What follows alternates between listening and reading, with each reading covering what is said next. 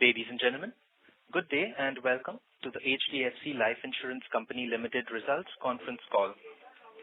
As a reminder, all participant lines will be in the listen-only mode. There will be an opportunity for you to ask questions after the presentation concludes. Should you need assistance during this conference, please signal an operator by pressing star and then 0 on your touchtone phone. Please note that this conference is being recorded. I now hand the conference over to Ms. Vibha Padalkar, MD and CEO of HDFC Life Insurance Company Limited. Thank you, and over to you, ma'am. Thank you, Darwin. Good afternoon, everyone. Thank you for taking part in this conference call to discuss the business performance for half year ended September 30th, 2023. Our results, which includes the investor presentation, press release, and regulatory disclosures, have already been made available on both our website and the stock exchanges. Joining me are Suresh Badamis, Deputy Managing Director, Neeraj Shah, ED and CFO, Ishwari Murugan, our Appointed Actuary, and Kunal Jain from Investor Relations. I will provide an overview of our H1 FY24 results and will be happy to address any queries thereafter. Starting with operating performance for the quarter. Despite the recent budget changes that were perceived to be unfavorable for the sector, the life insurance industry has demonstrated remarkable resilience. Insurance companies have successfully harnessed their extensive distribution networks, tailored product offerings, and favorable regulatory developments to address latent insurance needs of their customers. This has been exhibited by close to double-digit growth in new business premiums and strong growth in policy count for private players. We affirm our belief in the medium to long-term growth opportunity for the sector and HDFC Life's continued ability to navigate through such disruptions only to emerge stronger. With this as the backdrop, we recorded a healthy growth of 10% in individual WRP versus 8% for overall industry for the half year ended September 30th, 2023. Our H1 FY24 market share was 15.7% and 10.3% in the private and overall sector respectively. We continue to grow faster than the overall industry and be ranked amongst the top 3 life insurers across individual and group business. We saw an uptick of 10% in the number of individual policies sold, beating industry growth. This healthy volume growth is in line with our stated objective of broadening our customer base. We have insured more than 3 crore lives across our individual and group businesses, which represents a YOY growth of 16%. More than 2/3 of the retail customers onboarded are new to HDFC Life, and almost half of these are below the age of 35 years.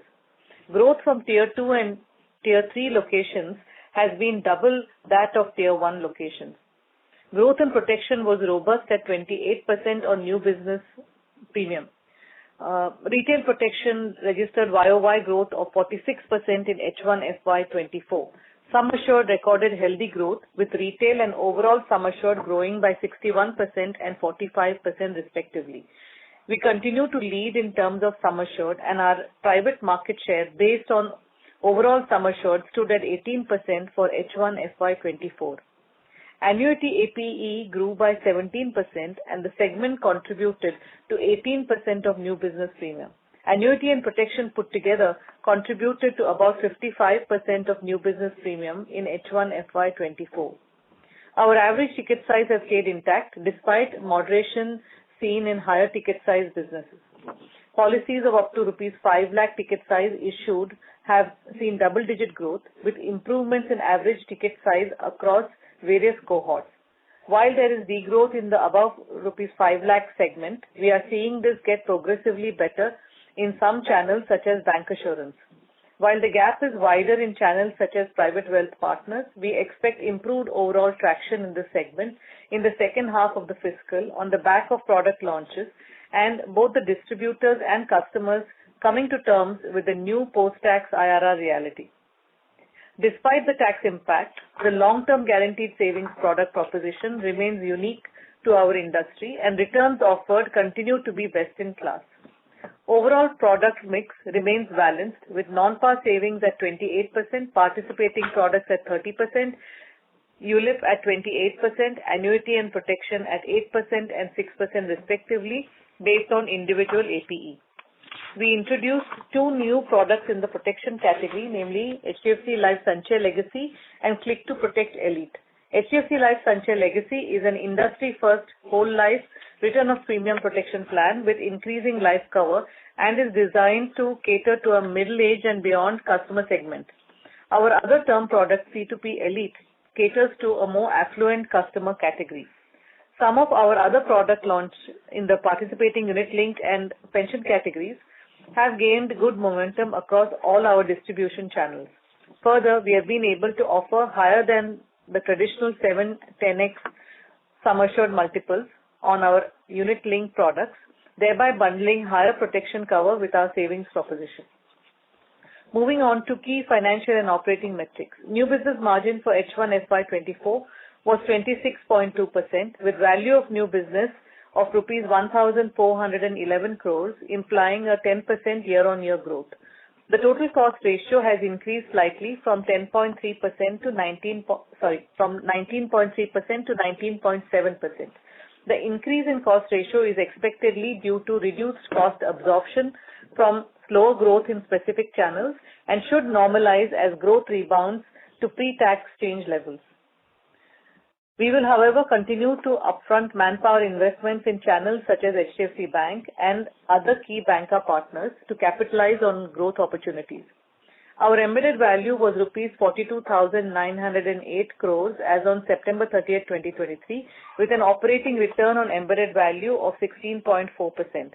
Profit after tax for H1 FY24 was rupees 792 crores, which is a year-on-year increase of 15%, with a robust growth of 18% in profit emergence from the back book.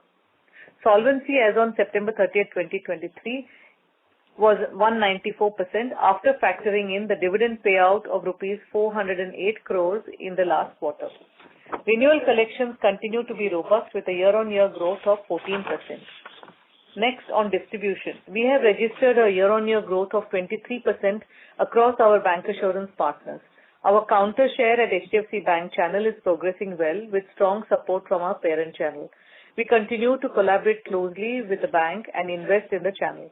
Our credit life partners have also delivered impressive performance, with Credit Protect growing by 28% in H1 FY24. We are growing well across all our bancassurance collaborations, while steadily augmenting our portfolio of partnerships. We are also pleased to announce our partnership with Airtel Payments Bank, which has over 15 crore customers, and are excited about the possibilities arising out of this alliance.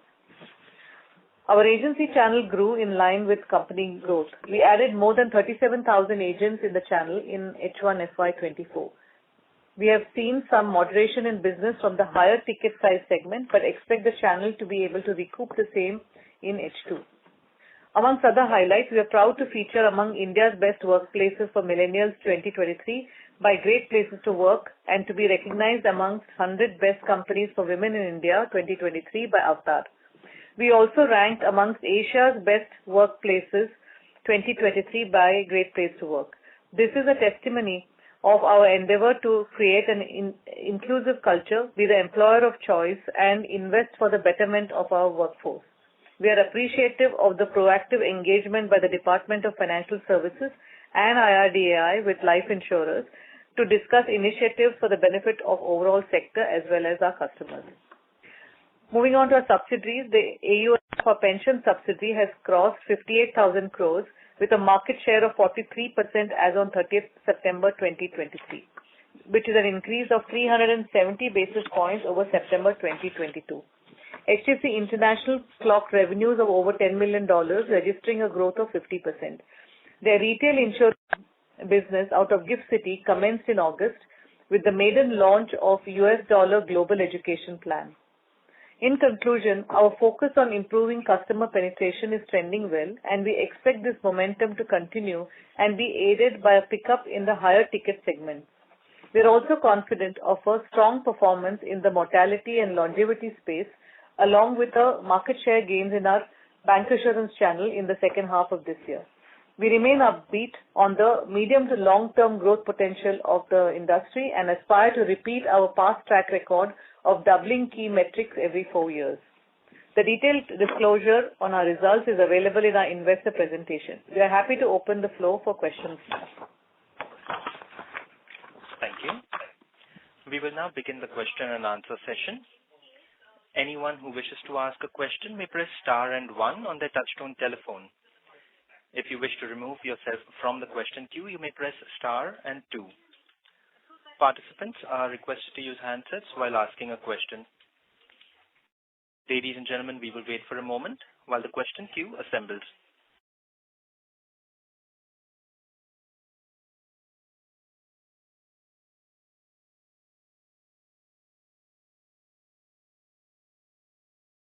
The first question is from the line of Avinash Singh from Emkay Global.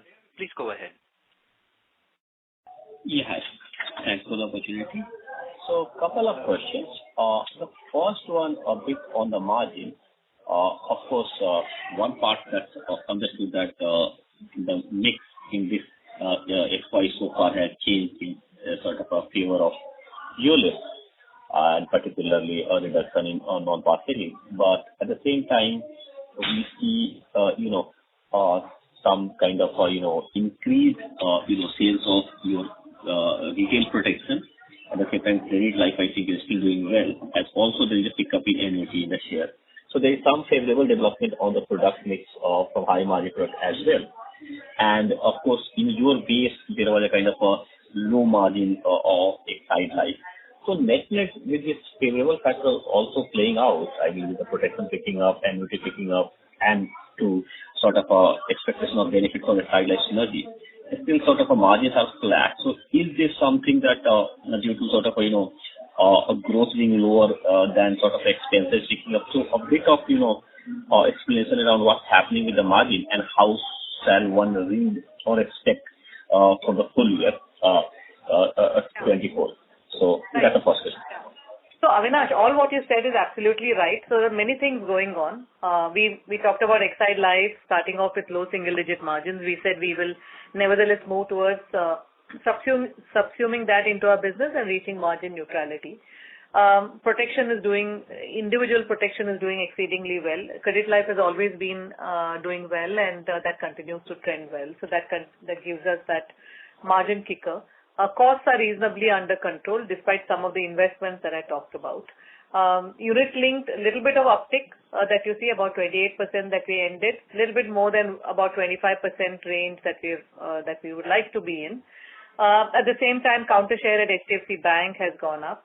So all of that, there are pluses and minuses which sort of even out, and that's why we have got to a margin neutral or more or less flat, slightly better than quarter one margins, but more or less flat is how we see the H1.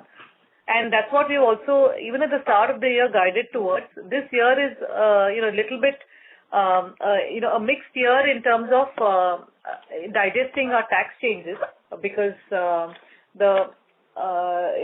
for us to invest in people so that we can grow in terms of number of policies, all of that is panning out. And so we expect a more or less flattish margin. That would be a good outcome just given all the things that are going on and the continued degrowth in the above 5 lakh ticket size. Next year, I think this would be behind us as a sector, and we should continue on the upward trajectory on margins. Anything you want to add, Neeraj? So just maybe a couple of things really. I think as we've spoken at the beginning of the period, a large part of our VNB growth will come out of APE growth, and a significant part of our APE growth we were expecting out of volumes. That's exactly happening the way we are, have thought about it as the year would pan out. So a 10% growth in volumes, and equally important is our average ticket size has been maintained. That was one of the biggest, fears going into FY24 in terms of what happens because of the higher ticket size business. Like Vibha mentioned, the greater than 5 lakh business has come down, but it is still a fairly meaningful contributor. And a significant part of our position has been maintained because of our expansion into tier 2, tier 3 markets. And similarly, in terms of while we'd like to on a medium-term basis grow at 17-18%, the current growth is in the 10% range. So that explains the expense fixed cost absorption gap. Product mix, like you rightly articulated, balances out each other, and there is a mild positive sitting there in terms of higher levels of protection written both on a standalone basis in individual, group, as well as on the savings products.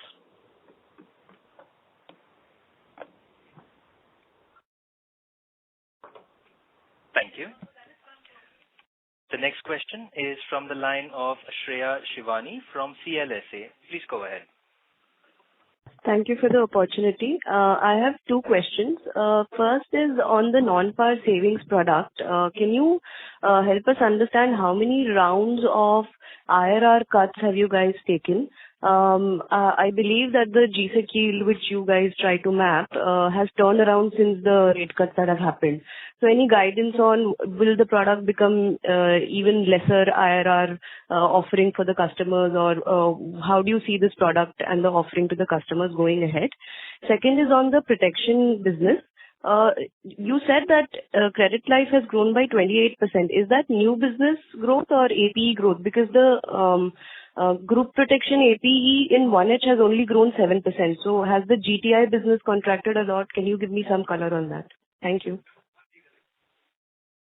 You want to take the first question? Yeah. So in terms of the non-par product repricing, I mean, it's been a continuous ongoing activity for us ever since we launched the product more than 4 years back. In this period, we've repriced it twice to your specific question. And going forward, also we will continue to look at the kind of yields we can get on a gross basis, and then adjust our IRRs in the marketplace. Of course, we will keep in mind what is happening in the marketplace. We have seen certain players offer IRRs which we believe are maybe addressing different kind of profitability objectives and risk management objectives at their end. We have continued to maintain a fairly balanced approach here. We definitely want whatever growth we can get, but which has to be sensible in terms of risk on our books as well as in terms of profitability. So our repricing will continue, and it will reflect what is happening in the overall interest rate environment. As far as your question on the groups front is concerned, we have our credit life business has grown fairly meaningfully even in this period at about 28 odd %, and largely a lot of business has shifted from regular premium to single premium in certain partners, which has resulted in the numbers that you are seeing here. As such, in terms of overall basis, nothing really different. Both on the individual side, protection has grown at about 45+%. On the CP side, for this period, it has been at about 28%. It's largely just a regular premium, single premium change that has happened. And to add here, Shivani, it is to do with lesser to do with GTI, which you alluded to. It's just this credit life. Economics of the credit life policies haven't changed. It's just that whether it's single premium or a regular premium. That's about it. Okay, I understood. Thank you so much. Sure, thank you. Thank you. We have the next question from the line of Puneet Belani from Macquarie. Please go ahead. Hello, Vibha. This is Suresh here. Am I audible? Suresh, you are audible. You may proceed. You're audible. So two questions. You said the counter share has gone up. HDFC Bank and last quarter 55 was up to 56. Can you share any number? How much it has gone up this quarter? Go ahead, sir.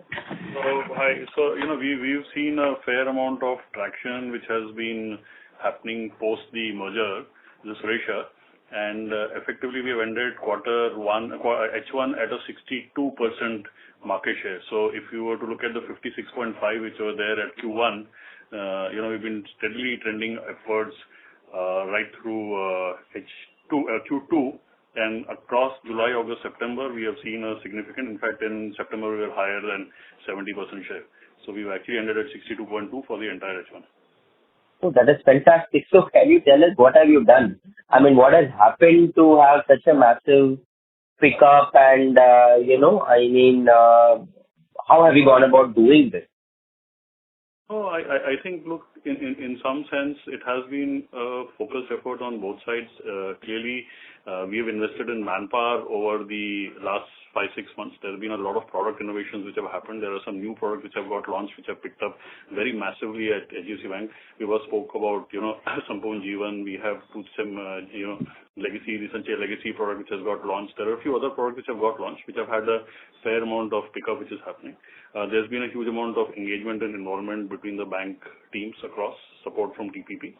So it's a factor of everything that we've been doing, but typically you'll find that our market share has been growing across most of our partnerships, and that has also led. And clearly, yes, there is a better alignment, much more engagement at the strategic level with the bank, and that support is coming in for us. But Suresh, this is not getting reflected in the overall AP numbers, right? So your first half AP is just gone up 10%. I mean, of course, Vibha has guided for a 15% AP growth, excluding the 1,000 crore one-off business. The ask rate for second half is very, very high, both on growth AP as well as, of course, margins linked to AP. We'll have to deliver 20% on the 1,000 crore adjusted business in second half. Is that really achievable, and why this HDFC Bank better traction is not getting reflected in AP growth numbers? So look, I think we have to look at it slightly longer term. Quarter on quarter, things will vary up and down. We have seen a little bit of a slowdown on some of our other channels like agency and broker, which had a higher dependency on the greater than 5 lakh. Really, our strategy is to ensure that we broad base our growth on smaller ticket size NOPs, and we have started seeing the traction coming in. That's a certain bit of base effect which is coming. I mean, on the growth, clearly, not to project further, but I think we will try and see if we can grow faster than industry, which is really what we have been targeting in every year. And I think that plays out for us. So really, there are sometimes in certain quarters, some products get launched in some quarters, some contests end. So quarter on quarter, it doesn't do. But as long as our distribution has been growing, our agency, we were read out as part of our earlier note that, look, our agency distribution has grown by almost 30,000 agents. So, as we build our distribution across tier 2, tier 3, as we add more partners into our fold, the smaller ticket size will come in, and the opportunity is large enough for us to grow on a consistent basis. And to add here, Suresh, further deconstructing, some of the channels that have a lot more wealth customer bias, understandably are slower, and we have seen degrowth in those channels, wherein the ticket sizes used to be very high. And those have seen degrowth of about 20-odd%, right? While in the ticket size less than 5 lakh has shown a growth of about 18%. So it is all coming out. So some channels have a lot more, focus towards higher ticket sizes. A broking channel is one, wealth channel, and so on. Agency channel in terms of the top agents. So it's a mix of that. However, reason why it gives a fair bit of confidence is that when we further deconstruct our numbers, one is the growth, very robust growth, like I said, close to 18-19% on above 5 lakhs. Second thing is that the tier 2 and 3 cities also, there the growth in tier 2 and 3 is 2x the growth of company, 2x of company level growth.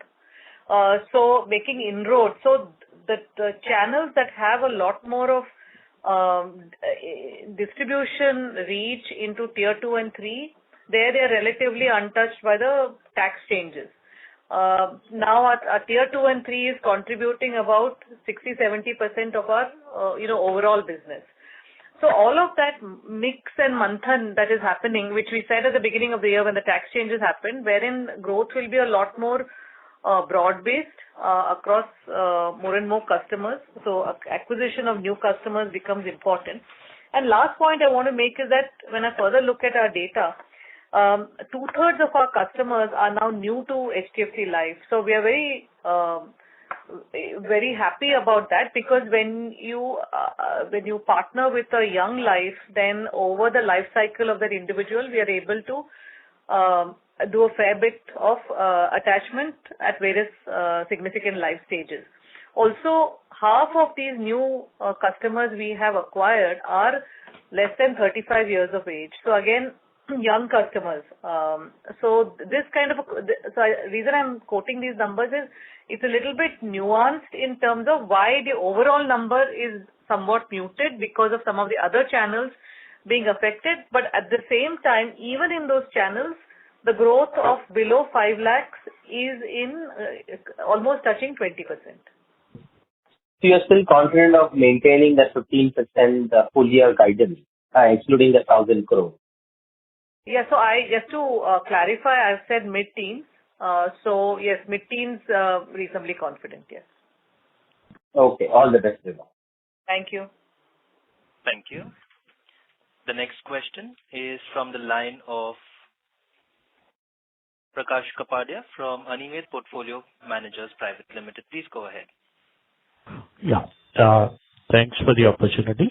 You were talking about HDFC Bank and, how we've gained more and more traction, and continuing, with that discussion in tier 2 and 3 cities and beyond, the bank has a fairly large rural presence, and, even now they are opening up branches at a good pace. So will that be the, driver of volume growth in 24 and beyond? And, what kind of products are, these customers looking at? If you could give us some sense. That's the first question. And secondly, on the GST notice which was received, I think it was 942 crores last quarter. We've paid some amount, I think 250 crores in dispute. Any updates on that?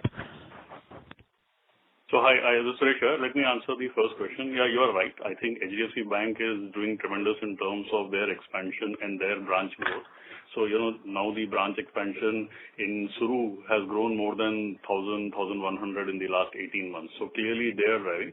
But just to state, I think our approach to tier 2, tier 3 as a distribution strategy has been playing out for many years. It's along with, of course, H Bank, but we have been growing our agency presence. We took over Excite, which has a significant presence in tier 2 and tier 3 and in the south markets. A lot of our other banker partnerships which we have tied up, and if you have seen over the last 1 year, whether it is, AU Small Finance Bank and some of our other partners like Ujjivan, Utkarsh, Bandhan, many of them have significant presence in tier 2, tier 3. We have not maybe built as much on our direct, but there is a lot of demand which is coming in through our partnerships as well as our agency network in these markets. So we have seen tier 2 and tier 3 growing much faster for us as a base. It's almost double of what we have seen in tier 1. Of course, tier 1 has had an impact this year because the greater than 5 lakhs normally concentrates in tier 1.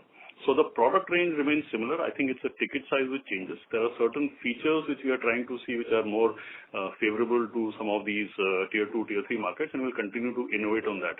So actually, the EPI growth in tier 2, tier 3 has been almost 17% for us in H1. So you will realize that, look, it's a stated strategy to expand and get into these markets.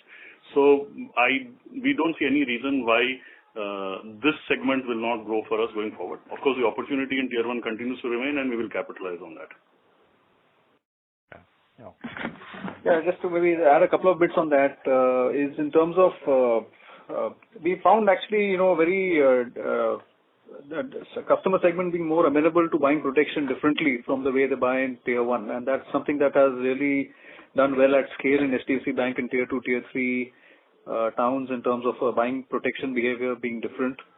Also, what we've seen is that there is, more willingness to take slightly longer term policies in these markets, which again is a very, good indicator of being able to keep the business longer on our books and, get more profitable business out of that category as well. So that is something that is fairly encouraging as well. To your point on GST, no further update. Of course, we've seen the show cause notice as we had mentioned in our exchange disclosures. We are in the process of responding to that, and we will do that in due course. Okay, understood. So, thank you. Thank you. Thank you. Ladies and gentlemen, we request you to please restrict your questions to 2 per participant. We have the next question from the line of Nischint Chawathe from Kotak Institutional Equities. Please go ahead. Hi, and thanks for taking my question. The growth in bank assurance seems to be kind of, coming up nicely with around 20% or so. And, it looks like this is sort of slightly ULIP heavy. But, in the other channels, probably ULIP is not picking up as much. So when we are looking at, higher growth in other channels in second half, do we kind of envisage ULIP to pick up, or will it still be sort of non-par heavy? And in that sense, how do you see the product mix for the year evolving? So let me start, Neeraj, you can add on the product basis. But, we have mentioned in earlier sessions also, is we have always tried to maintain a balanced product mix. And one of the approaches has been to ensure that each of our channel remains profitable.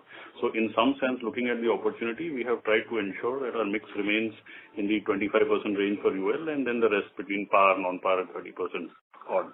So in some sense, we have always managed the unit-linked contribution which comes in from some of our other channels, because typically unit link needs to have a high persistency for it to be profitable. So in agency, we have ensured that unit link is managed well with some of our vintage financial consultant partners who give us a very high persistency on unit link kind of products. So you'll find that agency is one of the few channels, our agency is one of the few channels which are near 90% persistency at an overall level. Now that is because we have tried to maintain a certain unit link to certain set of partners, plus focus on par and non-par. So while we will look, given the market, and there is always an expected volatility in the market given what's been happening, we will look at unit linked opportunity and growth if the markets continue to the way it is. And in tier 2 and tier 3 also, there's a little bit of UL demand. We have seen what's happened on the MF and SIPs space. So we don't want to lose out on that opportunity, but we will be calibrated in terms of how much UL we allow through some of the other channels. But overall, we'll maintain the mix across all our channels. And just to add to what Suresh mentioned, I think a lot of times product mix is also a function of the launches that we have, product launches that we have. So, in this period, what we've done is we've had 2 product launches on the protection side. That's reflecting on the momentum in individual protection growth. Also, we've had a launch on the unit link side with a slightly different kind of protection proposition attached to unit link. That has also done very well in the bank channel and some of the other channels as well. In the second half of the year, we expect to launch products in the other categories, which will then reflect in the product mix as we go forward in the second half of the year as well. So like Suresh mentioned, I think by and large we'd like to stay within some sort of 1/4 to 1/3 for each of the categories while continuing to grow protection and annuities. It will also be dependent on the product launches that we have in the market. Of course, also in terms of how people respond to the economic environment in terms of volatility in the equity markets can then change things on the unit link front. Similarly, in terms of when there is more concern about things like geopolitical environment, or in terms of a market perspective, that can drive more behavior towards more traditional and conservative products. So that's something that we see from time to time. In the first quarter, it appeared that there was some sort of a fatigue, in selling non-par post a very strong March. Do you see, that kind of probably having a little bit of a tail in the second quarter and, kind of business again heating up towards the end of the year? Or is it something that probably is not a concern anymore? It's not really a concern, but couple of things here, Nishan. One is that, it has to be priced right. So there's always a temptation to give very aggressive pricing. I think right pricing is something that we really want to follow. So we keep away from that. So some of that situation does happen especially in multi-tie situations. Second is that versus where fixed deposit rates are, that also in terms of just, you mentioned fatigue after March. More than fatigue, I think it's a little bit of kicking the can down in terms of taking a decision on non-par policy because you say, okay, let me park my money in a 6-month FD or a 1-year FD and then take a call down the line. Some of that could be happening. Of course, it is due to change as and when rates start falling and transmission happens. So it's a matter of a cycle rather than anything fundamentally that is different. And point 3 is that there is awareness that there is reinvestment risk in any product other than a non-par product, in a long-term non-par product. And that has been very well socialized amongst customers at large. So the proposition as such, nothing at all has changed on it. But some of these more macro macro forces plus and minus are at play. Perfect. Thanks, Vibha. Thanks, Neeraj, and thanks, Suresh. Thank you. Thank you. The next question is from the line of Swarnabh Mukherjee from B&K Securities. Please go ahead. Yeah, hi, good afternoon, and thank you for the opportunity. So a couple of questions. First of all, on the growth. So, for the slower growth in this first half, you alluded towards the fact that in several channels in the base, there would be 5 lakh plus products last year, which is impacting. So just wanted to understand that as we move into the second half, I guess that would be the situation in those channels again for the second half of last year. So would the smaller ticket size given policy growth be sufficient to cover up for that and meet the ask rate? So that is what my query is on growth. And secondly, the strong growth in the banca that we have seen, so the almost 19% growth. If you could break it down into, what is the growth at the HDFC Bank channel vis-a-vis, other banker partners to get us a sense, what is driving the growth. So that is one. And secondly, if you could also highlight that in terms of the EV walk that you have given, this quarter there, I mean, if I strip out second quarter from the numbers that you have given for half year in terms of the EV walk, the economic variance numbers appear to be negative. So what is driving that given, the market conditions and how the yield curves have moved over the past 3 months? If you could give some comment. Yeah, I think the H2 growth, we are reasonably confident that we will continue on this trajectory. And what is heartening is the ticket sizes have been maintained. So what we had feared is that overall ticket sizes will start falling. That has not happened. So that is one. Second is, like I mentioned to an earlier caller, that we are acquiring more and more customers. So number of policies we are acquiring is growing. So both of this together, we are, we should continue in this mid-teens kind of a growth. As regards growth, just a follow-up, ma'am, on that.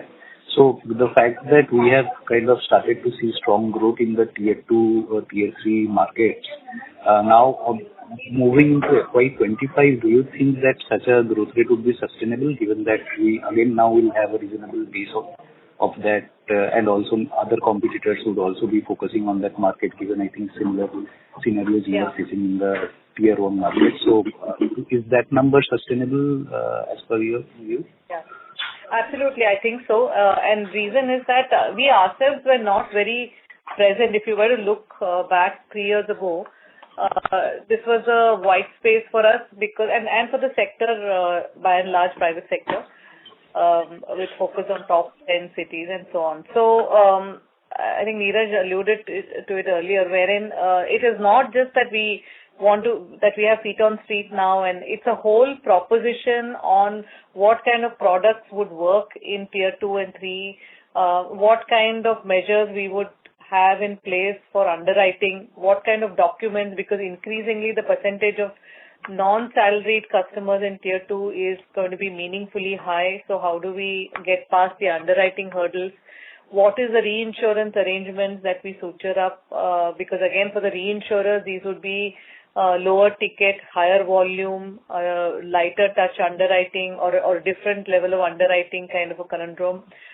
So it's many things like that. And of course, people training, having products that are simpler in terms of give and get, having local regional languages in terms of outreach. The advertising and the tonality has to appeal to also tier 2 and 3. So it's a whole package, and that has taken us a couple of years ever since we started looking at Exide Life. So that was a turning point, and then tax changes happened, so we just accelerated on that. But I'll give you another example. For we do have a fairly high hurdle rate on persistency, and that to some extent was limiting our foray into tier 2 and 3 because inherent persistency is generally lower than the top 10 cities. But for us to be comfortable with that, as long as the pricing is right, And of course, down the line, we will showcase to you how in various buckets we see persistency panning out. Mixed impact could impact at a headline level, but within those cohorts, you will still see an improvement in persistency. So that sort of thing. So persistency will be different, mortality experience will be different, and how do we price all of that? And how do we get increasingly comfortable with that? I think that's the journey. This is just the tip of the iceberg, and I'm reasonably comfortable and confident that the journey will continue. We will, of course, piggyback on all our partners. Suresh mentioned this, HDFC Bank, of course, but also many other partners that we have that have been operating in these segments. And we also learn from them. We learn from a lot of our partners that extend credit to tier 2 and 3 customers, because they also have to do at least financial underwriting. So that's the hat we are donning to help us with the financial underwriting piece. Younger lives, lesser sum assured, so that we are able to take initial steps into that. As regards your question on embedded value, Isha, you want to take that? Yes, if I understood the question correctly, I think you want to understand the movement in the investment variance that we showed last quarter and this quarter. So I'll just first explain the investment variance that we had in June with around 810 crores. Broadly split between impact of equity of 500 crores and interest rates of 300 crores. In Q1, our equity markets had gone up by almost 10%, which was higher than the expected return of around 2.5%, and that gave the side or positive variance of 500 crores. And interest rates at the short end had fallen by around 20 bits. And since the shareholder assets and our WIF assets, the value increases as the interest rates goes down, we had a positive variance of around 300 crores. Now in the second quarter, our equity markets have performed slightly better than they expected, around 3%, which has only given another 50 crore increase in the positive variance due to equity. But in interest rates, the cycle has actually reversed. The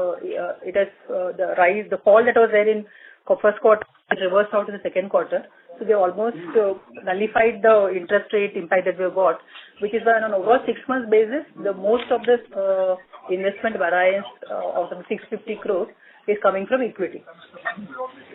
Understood. And ma'am, the question on the banker growth. Please rejoin the question. One question is unanswered. Sorry, one question is unanswered. I'll give a very quick answer. Both HDFC Bank and other banks are very similar in terms of growth. Understood. Thank you so much. And all the best. Thank you. Ladies and gentlemen, we request you to please limit your questions to one question per participant so that management may be able to address questions from all participants in the queue. We have the next question from the line of Prayesh Jain from Motilal Oswal. Please go ahead. Hi, Vibha. Just on this protection bit, what is the share of return of premium products, and is there a change where, the share of return of premium products is increasing? And just secondly, on the VNB margins for the second half, do you think that you will be able to attain the margins which will allow you to have a flattish VNB margin as compared to FY23? So on the second question, yes, we should, while it's always a challenge just given the kind of changes that have happened, yes, we should be able to end at a flattish margin. We are there at the end of H1 and H2. We should also on a full year basis end very, very similar kind of margins with mid-teens growth and hence mid-teens VNB growth. Neeraj, do you want to give the number on the other one? Yeah, so on ROP, it's been steadily going up over the past few quarters as our presence in tier 2, tier 3 markets has been expanding. So currently, the number stands close to around 30-odd%. It has been close to 20% in the previous period, so it has moved in that direction. And that also kind of explains my earlier commentary on tier 2 and 3, because the products that we sell also have to be simple, over-the-counter, relevant products for that category. And that is also the reason why, possibly the overall protection margin could be weaker than what we had earlier? No, not really. Not really, because the thing is, as we mentioned in the past, the return on premium margins on that is not very different from the pure term margins. So again, the thing is, it's really how the products are priced. As of course, there are market participants choosing to price their products differently in the market, but as far as we're concerned, there isn't any significant difference.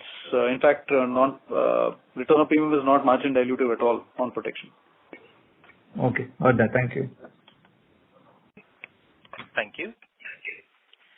The next question is from the line of Madhukar Ladha from Nuvama Wealth Management. Please go ahead. Hi.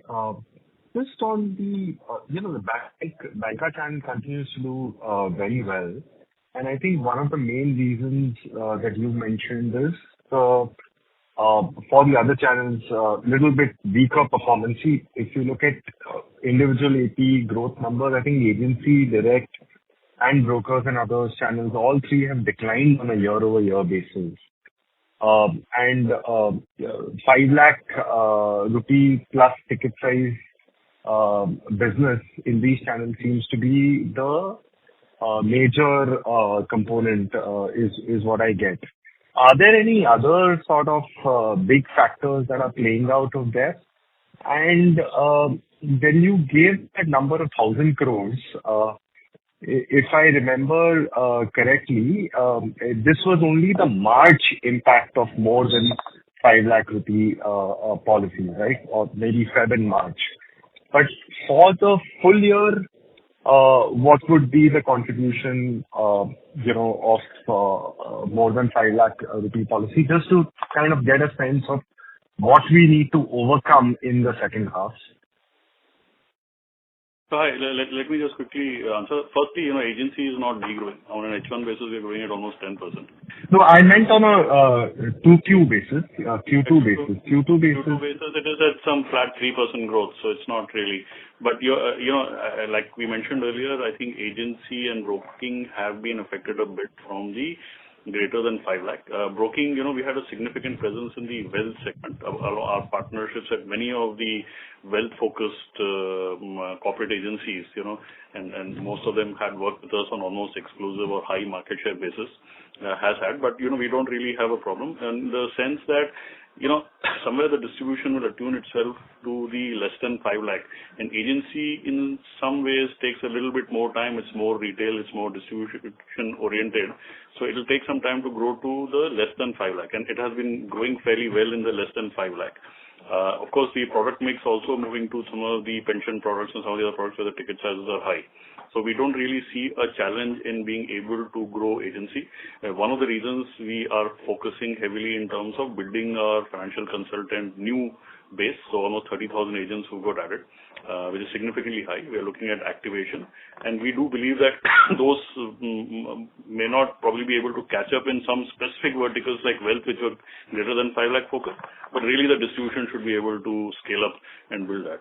And the greater than 5 lakh also, I think, was mentioned earlier, while in some sense there was a little bit of a hiccup in what was pre-budget and post-budget, the proposition as such is still fairly strong. So, I think customers are also coming around to the terms to say, look, if you compare in terms of what is available on the debt mutual fund side, if you're available on what's happening on the fixed deposit rates or whatever, the product still remains fairly competitive. So there is no reason why over a period of time, if you were to look at it afresh and you have money in terms of your asset allocation, a certain amount of money will continue to flow into these products while we'll get the higher ticket size from some of the pension annuity products.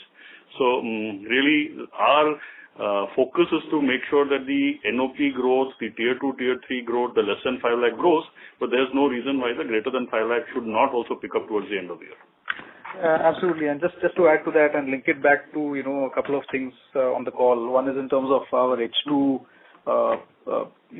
strategy on margins. I think that all links back up to how the top line will shape up. If we see more growth than what we are anticipating at this point in time, our first objective will be to ensure that our VNB growth is in line with what we want, and the margin is going to be subservient to that.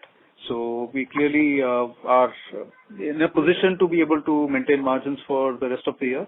But if the growth projections are ahead of where we think at this point in time, we will strive to maintain VNB growth, and we can review our proposition in terms of how we're looking at the VNB margins. No, I just add, given that there was this question, I think, look, frankly, as a product strategy approach, all the products that we are designing, we do believe are products which will probably help us scale up, whether it's in tier 2, tier 3, whether it's on the par and non-par side. We may believe that, look, non-par is a product which is slightly more price sensitive, yes, on the IRR, but really from a customer proposition, we need to look at what kind of IRRs, what kind of surrender values. And the way our products are defined is probably best in class for the end customer finally, right? So I think a lot of these considerations which gives us the confidence to say that, look, even with this product proposition that we've got, we probably are best in class. Understood. Can you quantify or can you clarify, the 1,000 crore number? Was that only for Feb, March, or and what would that number be for the entire year, last year? So, the 1,000 crore number was the post-budget business that we had alluded to, which we said was one-time business. Which is largely March, by the way, because Feb hardly had moved. Right. And the overall number for the year on a total AP basis was about 12%. So that is not just 1,000 crore in March, but through the year. And that's also what I just mentioned, that the 12% equivalent is close to 6% now. So, all the conversations that we just had in this, that it's not that the product category has died above 5 lakh, it is still very much there. Of course, it will take time to crawl back up to levels that we've seen in the past. Got it. Thank you and all the best. Thank you. The next question is from the line of Sanket Godha from Avendus Spark. Please go ahead. Yeah, thank you. Thank you for the opportunity. The simple question what I have is that given our banker contribution has gone, HDFC Bank market share has gone up to 70-odd percentage. If I do a back calculation, assuming 55% market share what you had last year, I see that banker as a channel means irrespective of for all companies. Sanket, just to intervene, the share has not gone to 70%. It is 62-odd%. Sorry. I need to say exit is at 70. It is 62.5 for 1H. So if I do the simple math, what I conclude is that HDFC Bank as a channel for all insurance companies put together, the growth has been like less than 10%. It's a rough math, but I'm just wondering that this macro of higher deposits or HDFC Bank challenge to mobilize more deposit is having some kind of an impact on their ability to grow third party products, including insurance. And how do you read it? That's the only point I just wanted to ask, one thing. And second, I have one question on this. Yeah, so on that, HDFC Bank and the team at all their branches, 7,000 plus branches, are very used to selling all kinds of offerings to their customers based on bottoms-up needs. Customers also are increasingly aware, at least in the tier 1 and 2 towns, that the concept of reinvestment risk. So it's not that it's a switch and someone having disposable income is agnostic. Even if the RM were to pitch an FD, the customers are reasonably aware of reinvestment risks. They might split their disposable income in some ratio between fixed deposits for liquidity and for guarantee over many, many years, decades in fact, to buy a non-par kind of a product or a protection product and so on. So that's why you're seeing that overall growth being there, not only for us, but also for the bank as a whole. And we expect that to continue. I buy the fact that would it be in the range of 20+%? I don't know. But certainly in terms of double digits, that trend should continue. Got it. Perfect. And second, just wanted to understand from margin point of view, if the ULIP remains, because the demand of the product is also there. If ULIP remains at the current level around 25 to 30% of the total AP, which is higher compared to the last year, then this strategy of attaching higher sum assured in ULIPs can improve margins of ULIP by how much percentage? And just wanted to understand high sum assured as a percentage of the whatever ULIP you have sold, it contributes how much to the total AP mix. That's point number one. And second, just on non-par business, given the yield curve is very much flat, is product itself seeing a margin pressure compared to what you have experienced last year? Because IRRs are demanding and the supply side market is not favorable. So the non-par itself is seeing product level the margin pressure. Yeah, so Sanket, on unit-linked products, significant amount of business is now getting done at higher sum assureds, which is meaningfully more profitable than what we have on a minimum sum assured multiple that we have on unit-linked. But of course, it is still lower than company average. Can we maintain our margins while the unit-linked mix continues in the 25-30% zone? We can, because we already have. In the first half as well, we managed to do that. Large part of the pressure on margins is on account of two things, as we've discussed. One is in terms of we capacitized for a high teens growth, which we've delivered in the past periods, and the current growth is in the 10% zone. So that is basically the biggest delta in terms of the margin trajectory. Second bit, to some extent, is product mix, but as you've seen on an overall basis, product mix has balanced out the changes, whether it's with higher protection, higher annuities, or otherwise. So at a portfolio level, no, we don't expect to see any challenge in maintaining our margins with the unit-linked mix being where it is right now. So that's where we are. On non-par, really, it's like we mentioned in the past, our pricing is not really dependent on which way the interest rates are. It is more in terms of our pricing discipline, in terms of what we are able to generate. So, if you're talking about on the FRA side, again, it's a pass-through from our perspective. When we were making a spread, that was being passed on as yields, and some of it was being retained. When it is a cost now, that's also getting factored into our returns to the customer. Oh, okay. No, the reason I'm asking is that because the macro is in favor of other products. So to hold up the growth in the non-par, whether we will see a margin pressure in the non-par at the product level because of the spread compression. No, Sanket. Honestly, I think different people have taken different calls on how to run non-par business. Even when the environment was different, people were offering 40 basis points higher IRR than we were. Even today, they are doing the same. So it's really a call that management takes in terms of how to price the product. As far as we're concerned, we try and stay away from that. Also, some more nuances on the pricing of the product.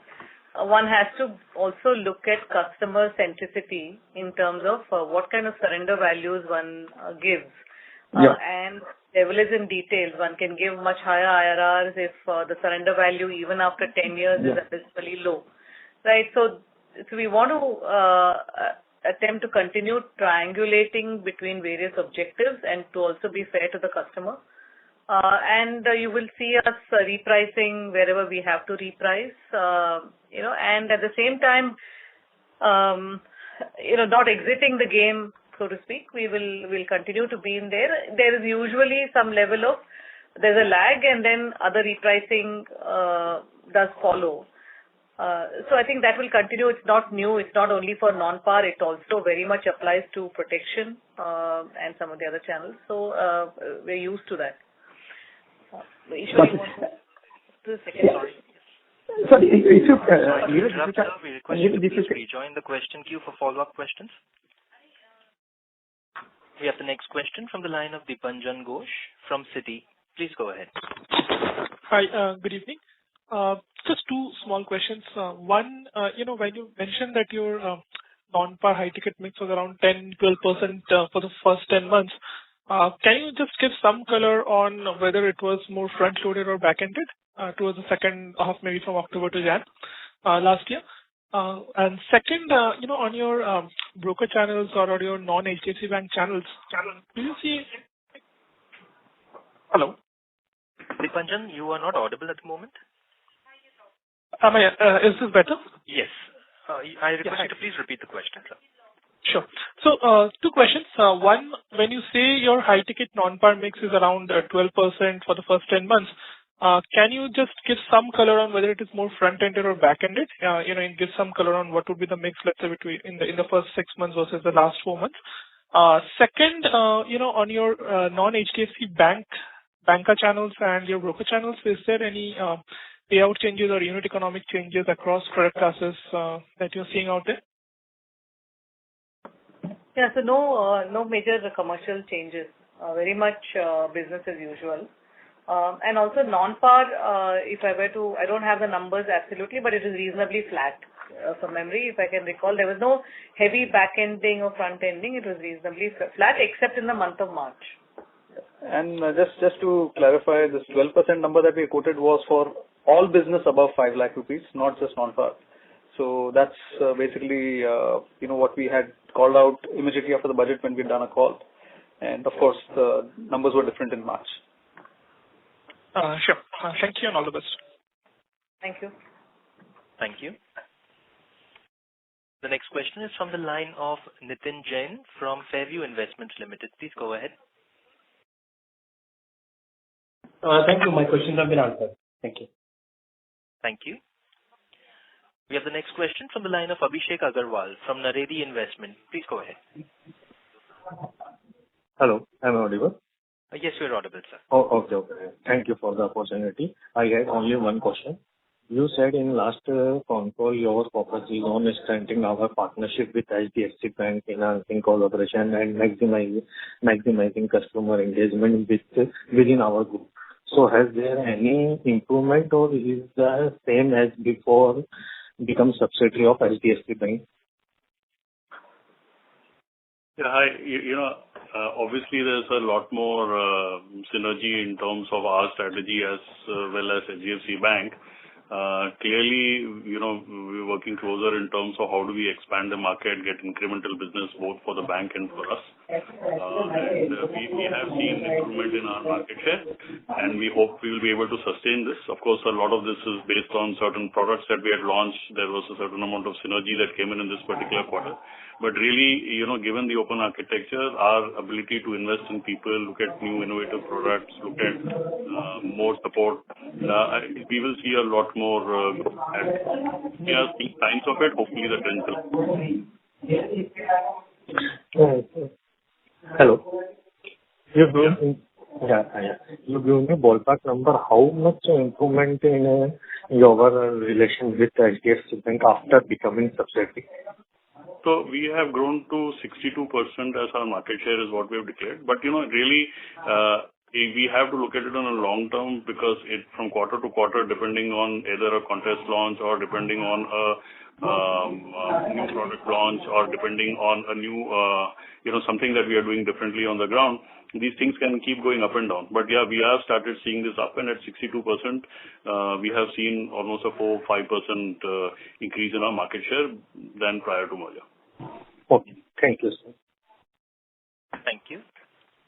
The next question is from the line of Bhuvnesh Garg from Investec Capital. Please go ahead. Yeah, hi.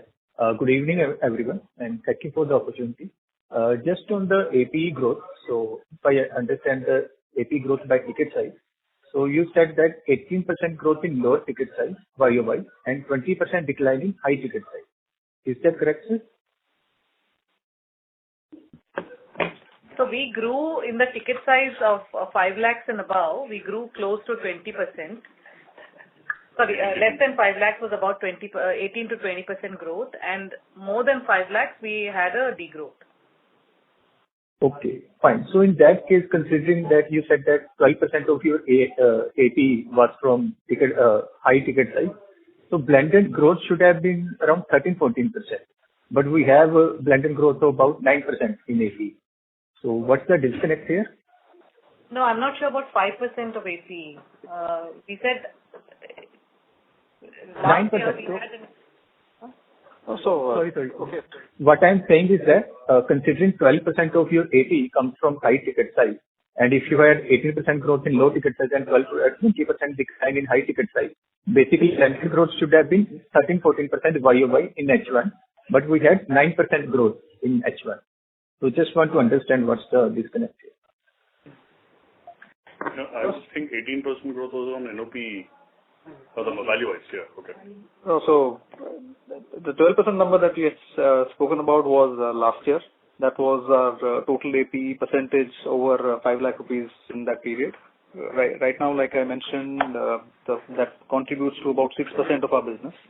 And that's where on a lower base, the growth is what we're seeing at greater than 5 lakh. On more than 90% plus of our business, which is less up to 5 lakh rupees, there has been a 18% growth. And the ticket size on that is something which has expanded, which has neutralized the overall impact on ticket size. And we are flat on ticket size, and the growth, all the APE growth is basically the APE growth is similar to volume or NOP growth. And also, the 12% was average over the year. So it kind of, one quarter, if you look at a certain part, it will vary by 200 basis points here and there. But it's more in terms of average over the year. Okay. Fine, man. Fine. Thanks. I'll take it offline. Just right. Need some more listing. Okay. Thank you. Thank you. The next question is from the line of Pallavi Deshpande from Samiksha Capital. Please go ahead. Yes, sir. Thank you for taking my question. I just wanted to understand in terms of the reinsurers for the tier 2 cities growth that you're seeing, what's the kind of conversation there and that you have to pay? So when we look at these different segments for writing the business in different product categories, we look at all aspects like the pricing, what is the risk assessment, what is the underwriting we have, and accordingly we have discussions with the reinsurer on the similar aspect, what would be the pricing, and all of that is reflected in the premium to the customer. So yes, there will be nuances in terms of all these aspects, and that's always factored in the premium as well as the assumptions, and hence the profitability.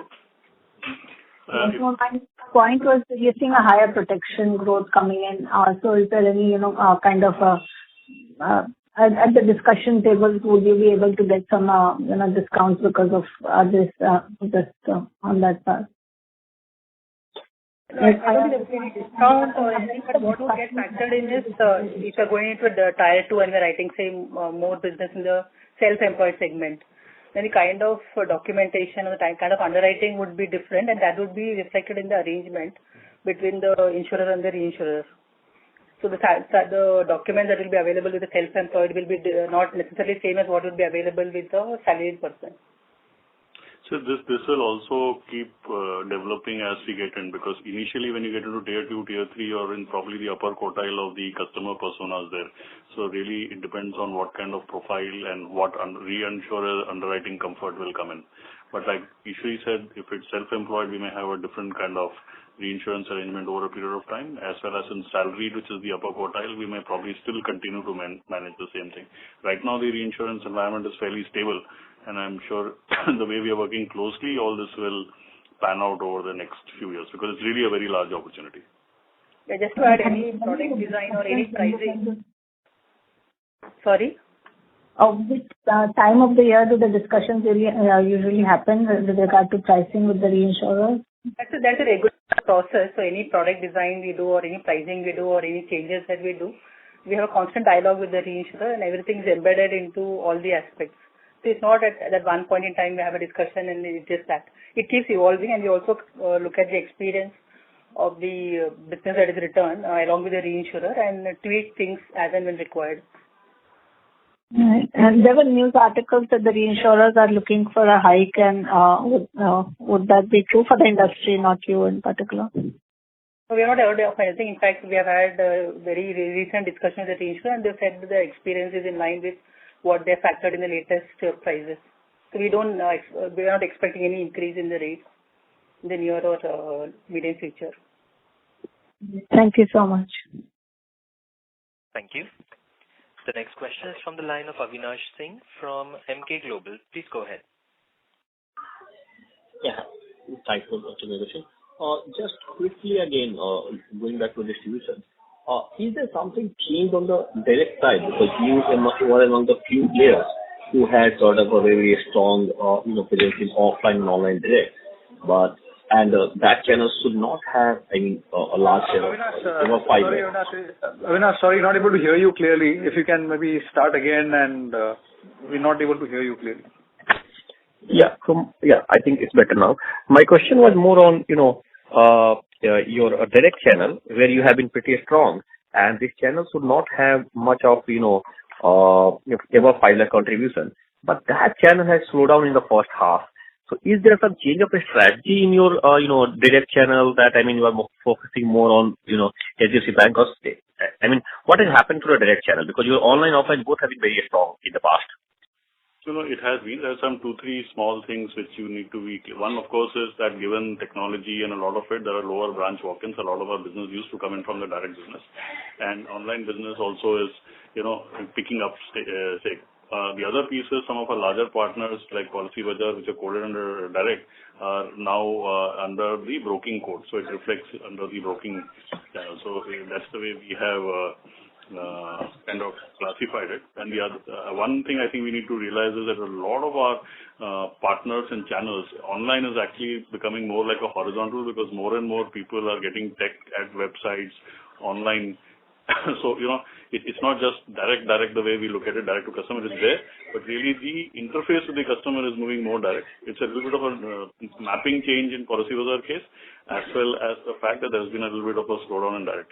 But, going forward, we do expect both the online business as well as the branch business to expand. We are expanding a certain set of branches. We are probably going to add another 75 branches. So we will see expansion even in the direct channel as we go forward. So one just quick on this, but the Policybazaar, technically has turned into broker much before. It was already a broker last year. And if you have chosen to change sort of a Policybazaar from, direct to broker this year, then the broking channel adjusted for this year has even declined much sharply. Am I understanding all this correct? No, I think the channel got remapped in Q3 of, so I think over a period of time it has shifted into our direct channel. Okay. Into the broker channel. Yeah, so I'm saying that you are saying that the H1 last year, your Policybazaar is not part of broker. This year it's part of broker, and yet broker channel has declined. So ex-Policybazaar. Yes. Because look, we had significant partner presence in broking channel. Over the last few years, we built significant presence in the wealth channel. So all the large partners like IFL, ASK, there are many such wealth partners with us who had done significant business on the greater than 5 lakh. There has been a fair amount of degrowth which has happened there. So that is something that we will counter in terms of the retail NOP growth even through broking channels, and that should come back. But yes, it's had an impact for us on the broking channel. Okay, clear. Thank you. Thank you. Ladies and gentlemen, we will take that as our last question. I would now like to hand the conference over to Ms. Vibha Padalkar for closing comments. Over to you, ma'am. Thank you everyone for participating in today's call. On behalf of HDFC Life, I wish you all happy festivities. Please feel free to reach out to our IR team in case of any further queries. We look forward to connecting with you again. Good evening. Thank you. On behalf of HDFC Life Insurance Company Limited, that concludes this conference.